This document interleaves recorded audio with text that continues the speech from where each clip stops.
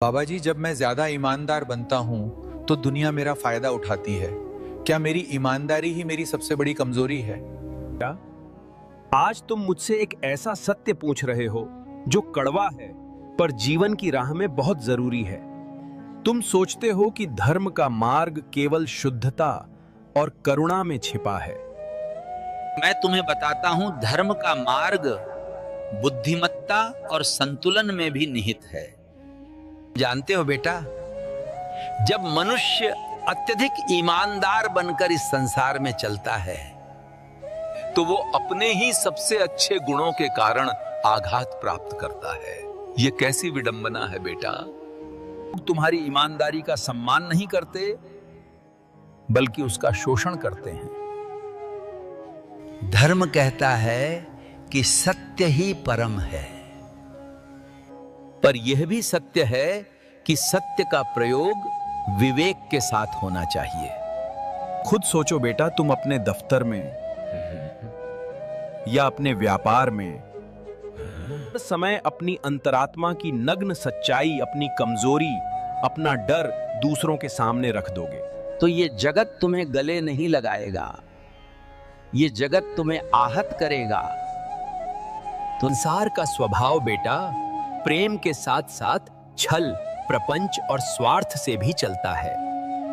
यदि तुम केवल ईमानदारी में अंधे होकर हर बात को वैसे ही कह दोगे जैसे है, तो असत्य में जीने वाला यह समाज तुम्हें दुर्बल सिद्ध करेगा। तुम्हारी ईमानदारी उसका शस्त्र बन जाएगी। याद रखो बेटा, जो सबको सब कुछ बता देता है वो अंत में खाली हो जाता है। गीता में कहा है कि धर्म का पालन युक्त आचरण के साथ करना चाहिए। यह धर्म का सबसे बड़ा मर्म है। बेटा, अग्नि कितनी पवित्र है।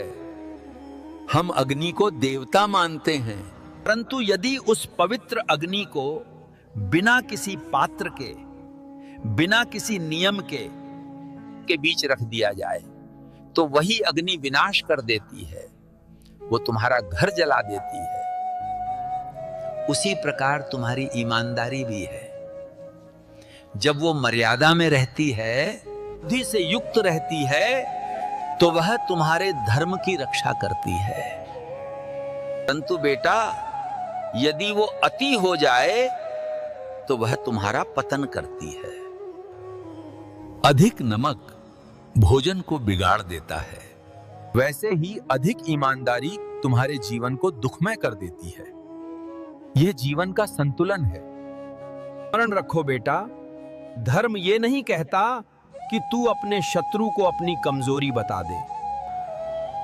धर्म ये नहीं कहता कि तू अपने जीवन के सारे रहस्य खोल दे। खुद को युद्ध भूमि में खड़ा मानो बेटा। क्या कोई सच्चा योद्धा अपने सारे अस्त्र शस्त्र, अपनी रणनीति सबको दिखाकर युद्ध लड़ता है? नहीं बेटा, वो अपने हृदय का सारा संशय और अपनी सारी शक्ति को छुपा कर रखता है। जिसे प्रकट करेगा वही तेरी दुर्बलता का कारण बनेगा। जो व्यक्ति तुम्हारे सुख से जलता है, तुम्हारे दुख को सुनकर हंसेगा। सत्य को ऐसे धारण कर बेटा जैसे कोई रत्न अपने पास रखता है। समय आने पर उसे प्रदर्शित करो और समय आने पर उसे छुपा लो। बेटा, धर्म का मार्ग केवल व्यक्तिगत शुद्धता में नहीं है, अपितु लोक व्यवहार में भी है। तुम्हारा धर्म तुम्हारे भीतर है, पर तुम्हारा व्यवहार बाहर है।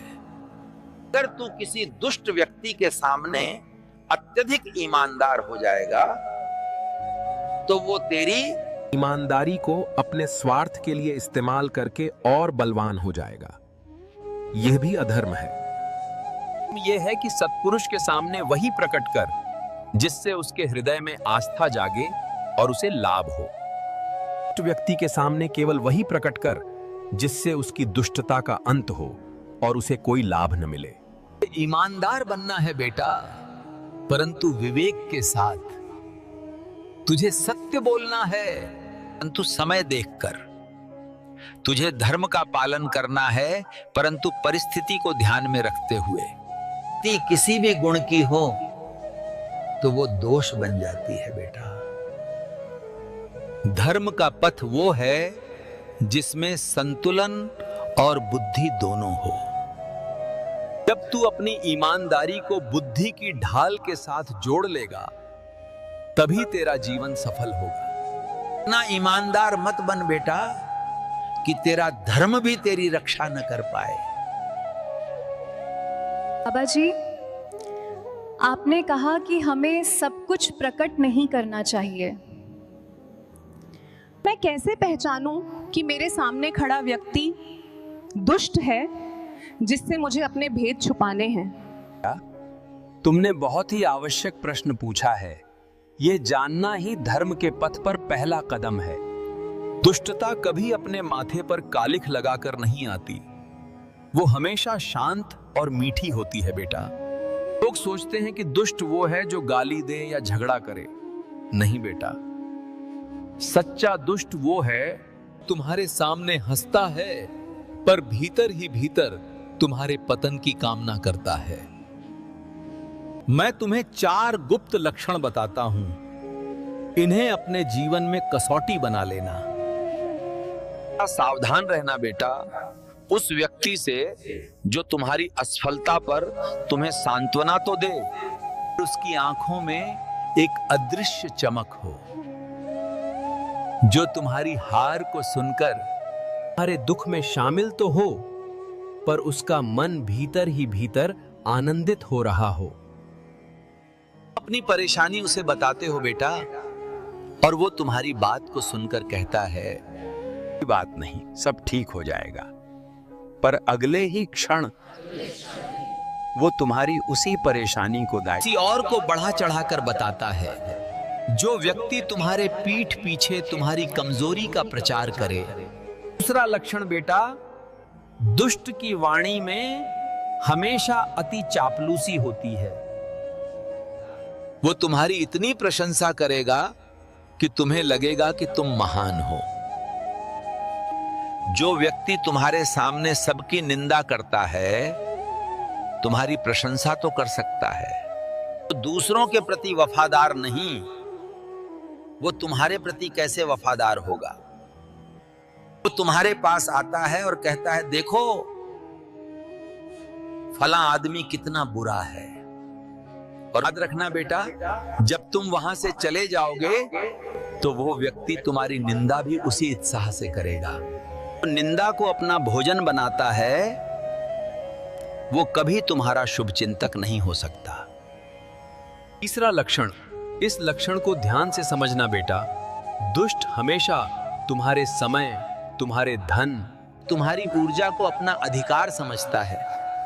वो तुमसे लेगा, पर देने के समय पीछे हट जाएगा। अब तुम किसी मुसीबत में होते हो तो वो तुमसे दूर रहता है, पर जब उसे जरूरत होती है तो वो तुम्हारा दरवाजा खटखटाता है।